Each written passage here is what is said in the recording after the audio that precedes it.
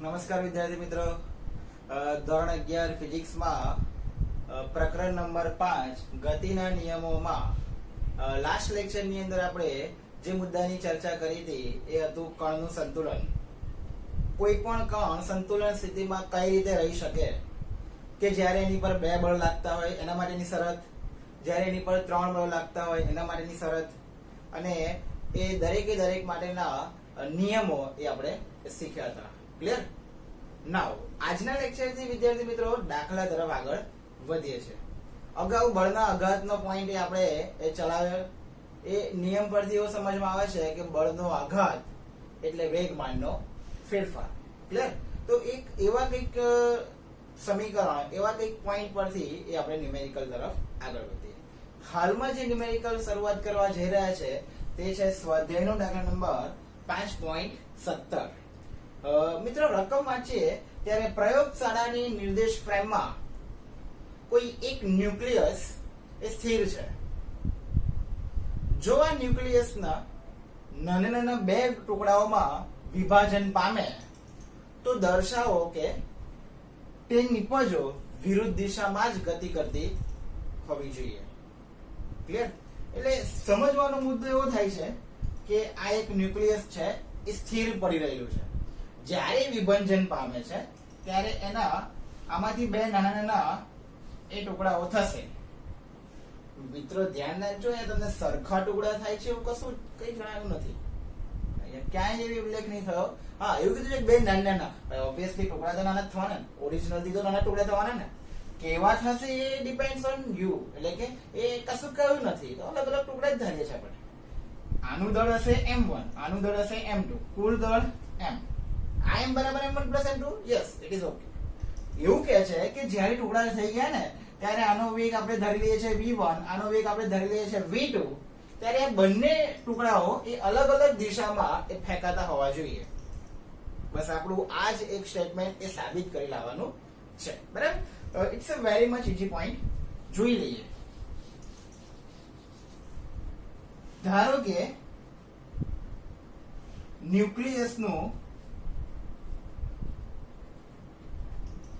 દળ આપણે શું ધારીએ છીએ m, અને વેગ એ શું ધારીએ છીએ v છે શરૂઆતમાં. હજુ વિભંજન થયું નથી. તેથી તેનું પ્રારંભિક વેગમાન જેને આપણે કહીએ છીએ p, પ્રારંભિક એટલે કહીએ છીએ ઇનિશિયલ. ઇંગ્લિશમાં પ્રારંભિક ને ઇનિશિયલ કહેવાય, અને ઇનિશિયલ માટે આપણે દર્શાવીશું i. pi બરાબર આ બંનેનો વેગમાન એટલે દળ ગુણ્યા વેગ, મતલબ કે શું લખાય m * v. હવે શરૂઆતમાં આ બંને કેવા છે? સ્થિર છે. ન્યુક્લિયસ શરૂઆતમાં કેવું છે? સ્થિર. અને શરૂઆતમાં સ્થિર એટલે એનો વેગ 0. અહીંયા 0, તો જવાબનું વેગમાન શું મળે? 0 મળે. Equation number 1. એટલે પદાર્થનું પ્રારંભિક એટલે ન્યુક્લિયસનું પ્રારંભિક વેગમાન કેટલું મળે છે? 0 મળે છે. ધ્યાન રાખજો. હવે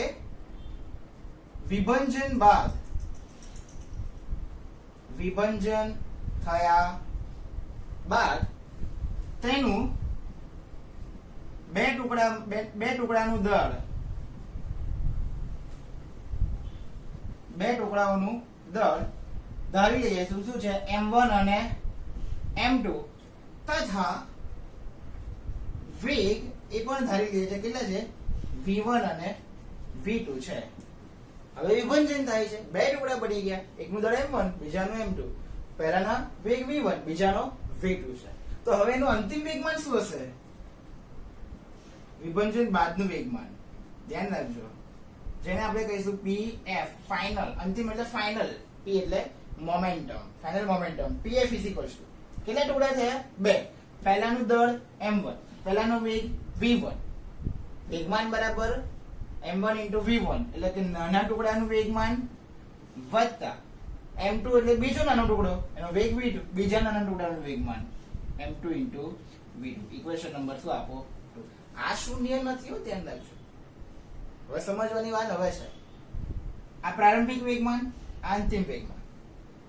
આ વિભંજન થયા પહેલા, આ વિભંજન થયા પછી. 2 તંત્ર થઈ ગયા.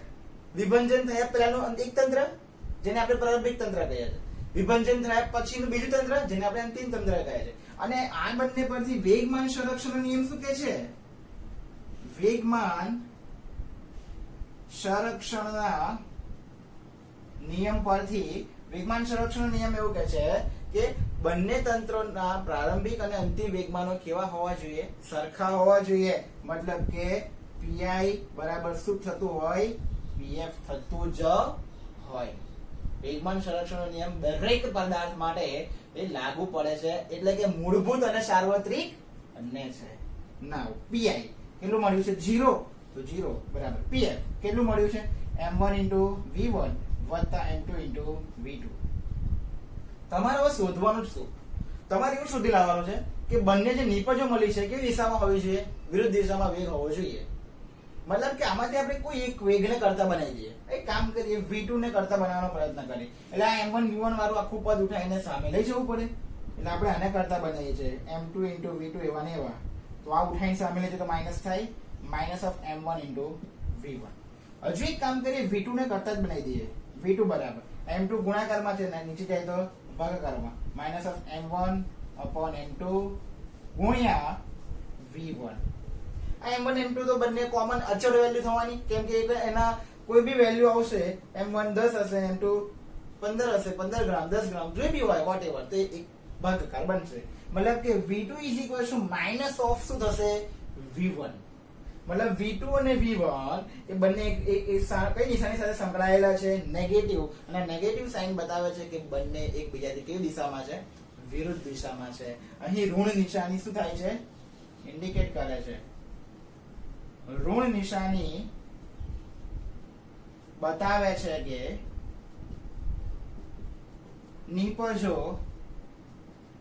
કેવી દિશામાં હશે? વિરુદ્ધ દિશામાં ગતિ કરતા હશે. ક્લિયર થઈ ગયો પોઈન્ટ? આ સ્ટેટમેન્ટ બહુ મહત્વનું છે. સમીકરણ 3 આપણે આને આપવું હોય તો આપી શકાય. સમીકરણ 3 પરથી ઋણ નિશાની એવું બતાવે છે કે v2 એ v1 કરતા એક્ઝેક્ટલી કેવું હશે? નેગેટિવ હશે. ખ્યાલ આવી ગયો? ઓકે, તો આ રીતે તમારો સંપૂર્ણ ન્યુમેરિકલ એ ગણી શકાય. તો હવે વિદ્યાર્થી મિત્રો સૌથી મહત્વના દાખલા તરફ આપણે આગળ વધવા જઈ રહ્યા છે. એટલે કે આ દાખલો એટલા માટે ઇમ્પોર્ટન્ટ છે કે આ એક કોન્સેપ્ટ વાઇઝ છે, આપણા અન્ડરસ્ટેન્ડિંગ પર છે. અને આ એક દાખલો સમજ પડશે ને તો આના પરથી તો આગળ ઘણા દાખલા સમજ પડશે. આ ધ્યાન રાખજો. આ એક દાખલો ખબર પડશે તો આના પરથી આગળ ઘણી બધી વસ્તુઓ એ તમને સમજાશે જ. ઓકે, તો દાખલાની રકમ તરફ જઈએ. જે વસ્તુ માંગેલી છે એના તરફ આગળ વધીએ. જોઈએ, 8 કિલોગ્રામ અને 12 કિલોગ્રામ દળના બે પદાર્થો ઘર્ષણ રહિત ગરગડી પરથી લટકાવેલા છે. મતલબ કે બે પદાર્થ એક ગરગડી છે. જે આકૃતિ બતાવીએ ને એ દોરીશું તો વધારે મજા આવશે. આ એક ગરગડી છે, પુલી કહે છે એને એક સ્ટેન્ડ પર મૂકી દઈએ આ રીતે તો ક્લિયર થાય. આ ગરગડી પર એક દોરી વડે આ રીતે દોરી લટકાઈ છે. 8 કિલોગ્રામ અને 12 કિલોગ્રામ દળના બે પદાર્થોને ઘર્ષણ રહિત ગરગડી પરથી ખેંચાઈ નહીં એવી એક દોરીના છેડે એક છેડે એ શું કરેલા છે? એને બાંધેલા છે. હવે એક છેડે તમારે શું બાંધવાનું? 8 કિલોગ્રામ નો પદાર્થ, અને બીજા છેડે શું બાંધવાનું? 12 કિલોગ્રામ નો પદાર્થ. બોલો, ઓબ્વિયસલી તમારે 12 કિલોગ્રામ નો પદાર્થ ક્યાં લખવો પડે? કોન્સેપ્ટ વાઇઝ છે. 8 કિલોગ્રામ એ 12 કિલોગ્રામ કરતા ઓછું, એટલે કમ્પેરિઝનમાં 8 કિલો વાળો પદાર્થ ઉપર રહેશે. તો તમારે અહીંયા શું લખવું પડે? 8 kg. અહીંયા શું લખવું પડે? 12 kg. Is that clear? Understood? અથવા આવું 8 kg ને 12 kg ના લખવું હોય ને તો આપણે એના માટેની પણ ઈઝી મેથડ છે. આપણે એને ધારી લેવાના. ધારી લો કે ભાઈ m1 બરાબર તો કે 8 કિલોગ્રામ, m2 બરાબર તો કે 12 કિલોગ્રામ. એટલે આપણે m1 m2 પરથી જઈએ ને તો વધારે આગળ ઈઝી પડે. એટલે અહીંયા શું લખવાનું? તો કે m1 અને અહીંયા શું લખવાનું? તો કે m2. બરાબર? ક્લિયર થઈ ગયો? નાઉ હવે તો આવી દોરી પર તમે લટકાયેલા છે તો તેમનો પ્રવેગ અને દોરીમાંનું તણાવ શોધો. હવે જ્યારે આ તમે લટકાયા છે, પકડી રાખ્યા, હવે તમે એને છોડ દેશો, ત્યારે તમે શું કરો છો? છોડ દેશો તો ઓબ્વિયસલી 12 કિલોગ્રામ વાળો પદાર્થ ક્યાં આવશે? નીચે આવશે. તો 8 કિલોગ્રામ વાળો પદાર્થ ક્યાં જશે? ઉપર જશે. તો એ દરમિયાન એનો પ્રવેગ કેટલો હશે એ શોધવાનું છે, અને એ ઉપર નીચે થશે એમાં દોરીમાં કેટલું તણાવ ઉદ્ભવતું હશે એ કિંમત શોધી લાવવાની છે. બરાબર? ના સમજીએ. આ પદાર્થ છે 8 કિલોગ્રામ નો M1. ઓબ્વિયસલી લટકતો હોય ને, લટકતા પદાર્થ પર પણ હંમેશા ગુરુત્વાકર્ષણ બળ નીચે તરફ લાગતું હોય. એટલે આ બે પદાર્થ પર લાગે. કયું લાગે? ગુરુત્વાકર્ષણ બળ F બરાબર ma, પણ અહીંયા m એની જગ્યાએ શું આવશે? g. કેમ? કારણ કે ગુરુત્વાકર્ષણ બળ છે. એટલે m1g કઈ દિશામાં લાગે? નીચે. એ જ રીતે અહીંયા કયું બળ લાગે? m2 g. હવે તમે જ્યારે બે પદાર્થ લટકાઈને છોડો ને, ત્યારે દોરી શું અનુભવે?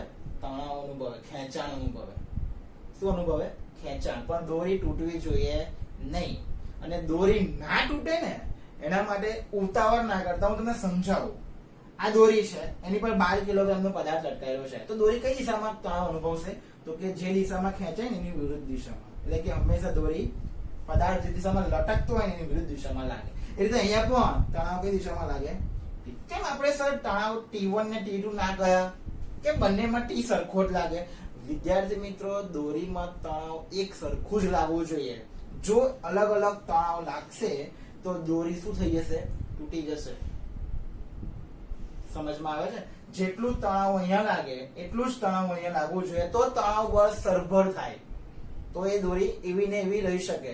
જો અહીંયા T1 લાગે વધારે, અહીંયા T2 લાગે ઓછું, તો એક જગ્યાએ વધારે લાગે તો તૂટી જાય, સહન કરી શકે નહીં. ક્લિયર? એટલે બંને બાજુ તણાવ બળ એક સરખું જ લાગવું જોઈએ, લાગવું પડે. બરાબર? ના હવે સ્થિતિ શું થશે?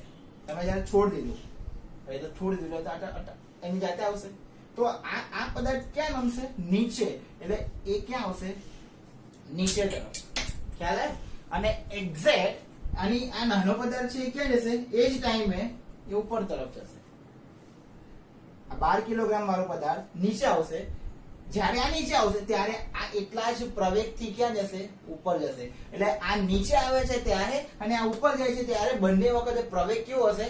એક કોમન, એક સરખો હશે, જેને આપણે શું ધારી લઈએ છીએ? એ. અહીંયા પણ કયો પ્રવેગ હશે? એ. Is it okay? કયા બળથી નીચે આવશે? તો કે કયું બળ છે અહીંયા? M2. F બરાબર ma એટલે શું લખી શકાય? M2 a. F બરાબર ma એટલે શું લખાય? M1 a. આ પદાર્થ M1a થી ઉપર જશે, એ જ સમયે આ પદાર્થ M2a થી નીચે આવશે. ખ્યાલ આવી ગયો? એટલે ટોટલ 3 બળ એની પર લાગુ પડેલા છે. તો આના પરથી તમારે આગળ કોઈ એક ન્યુમેરિકલ નો સોલ્યુશન લાવવું હોય તો ડાયરેક્ટ કેવી રીતે લખાય? તો આ એક વેલ્યુ થઈ. આ એક પદાર્થ પર કેટલા બળ લાગે છે લખીએ તો કે M1. એક્ચ્યુઅલી આને ફ્રી બોડી ડાયાગ્રામ કહેવાય, પણ આપણે ફરીથી અલગથી શીખીશું.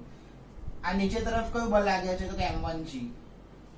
ઉપર તરફ કયું બળ લાગે છે? તો કે તણાવ બળ T. એનું પરિણામી બળ કઈ દિશામાં લાગે છે? ઉપર તરફ. જે કયું લાગે છે? M1 a. તો આના પરથી સમીકરણ બનાવવું હોય તો આ પરિણામી બળ, પરિણામી એટલે ટોટલ પ્લસ માઇનસ કર્યા પછી, તો કુલ આટલું હતું, એમાંથી આટલું શું કરવાનું? બાદ. આ ઉપર ખેંચે છે, આ નીચે આવે પણ જાય છે ક્યાં? ઉપર જ. એટલે વધારે કઈ વેલ્યુ હશે? T. એમાંથી M1g શું કરવાના? બાદ. એટલે આનું ઇક્વેશન શું બને? T M1g બરાબર M1a. ખબર પડવી જોઈએ આ વસ્તુ. જે દિશામાં પરિણામી બળ હોય એની દિશામાંનો ઘટક પ્લસ, વિરુદ્ધ દિશામાંનો ઘટક માઇનસ બરાબર પરિણામી બળ. ક્લિયર? નંબર 2 M2 માટે નીચે કયું બળ લાગે છે? M2g. ઉપર કયું બળ લાગે છે? T. પરિણામી બળની દિશા બહુ મહત્વની છે. જે કઈ છે? નીચેની. આમાં ઉપર હતી. જે કેટલું છે? M2 a. સોરી, આ પહેલું સમીકરણ તમને મળ્યું. આના પરથી બીજું મળશે. પરિણામી બળની દિશામાંનો ઘટક પ્લસ, વિરુદ્ધ દિશામાંનો ઘટક માઇનસ બરાબર પરિણામી બળ. પરિણામી દિશાનો ઘટક કયો છે? M2 g માઇનસ T બરાબર M2 a. જે કયું સમીકરણ છે? સમીકરણ નંબર 2. હવે તમારે શોધી શું લાવવાનું છે? એક પ્રવેગ જેને કહે છે A, બીજું તણાવ બળ જેને કહે છે T. A અને T એ તમારે શોધી લાવવાના છે. ખ્યાલ આવી ગયો? એટલે આપણને સમીકરણ 1 સમીકરણ 2 મળ્યું. આ બંને સમીકરણનું શું આપવાનું છે? સિમ્પ્લિફિકેશન. જોઈ લઈએ કઈ રીતે.